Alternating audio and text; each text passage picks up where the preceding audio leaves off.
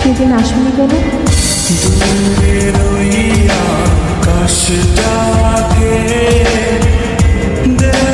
শান্ত হইতে আমি বন্ধু ডাকি তোমার আমার গোপনীরে তোমার ছাড়িয়া রে আমি কই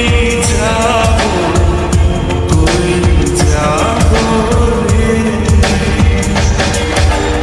আমার ছাড়িয়া রে বন্ধু কোন দেশে যাবা চইলা